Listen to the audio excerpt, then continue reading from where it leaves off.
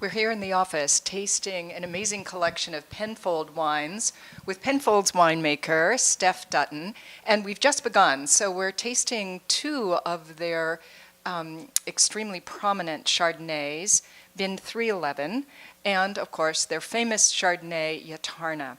And I've just taken one sip so far, but these wines are dramatically different. And Steph, you were just telling me that the whole movement in Australia is to finer and more restrained Chardonnay. Can you talk about that? Yeah, of course. I suppose this is a variety, and like Californians would also be aware of, it is capable of great power and great opulence. And for us, it's probably been about finding that restraint and also finding the finesse that can also come with a variety that still shows intensity on the palate. Yeah. But you know, for the 311, which I must say, it was almost shocking to me. It's really, it almost feels like champagne or something, right? It's really starched and very, very precise, and it's really kind of opposite the big sort of butterball Chardonnays. It is, and we talk about 311. If you look at some of the sourcing that we select for this particular wine, we say it's on the edge of phenological ripeness. It sounds dramatic, but you've got some vineyards that are truly cool climate that people forget Australia even has. And you're looking at snow-capped mountain peaks as the backdrop to some of this fruit. So in terms of its sherbety profile, its austerity, its restraint, its champagne-esque appearance on the palate, it makes sense when you see where the fruit comes from. Yeah.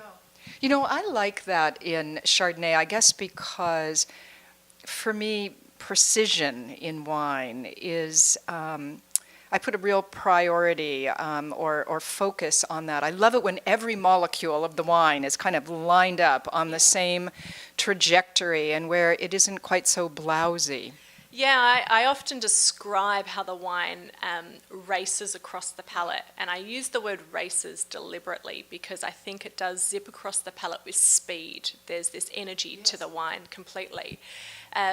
Whereas you look at some other wines in the Penfolds portfolio, and within Australia, you don't get quite the same energy on the palate, but you get a broader, more unctuous mouthfeel, and it's lovely to see that there's a place for both of those styles. Yeah.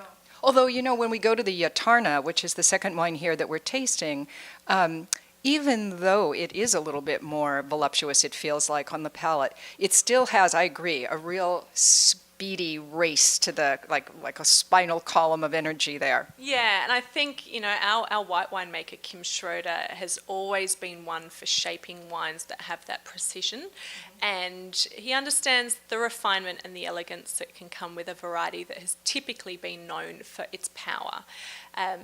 And I would like to think that the Australian wine industry has seen both ends of the spectrum. We have seen the huge, buttery, rich, oily almost styles that you probably were used to seeing 20 years ago.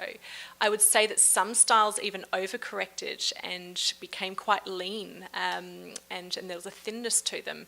And hopefully as an industry, and not just Penfolds, there are some other great examples in the country, the pendulum has sort of settled somewhere in the middle where it should be.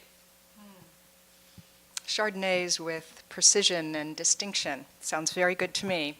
Karen McNeil for Wine Speed.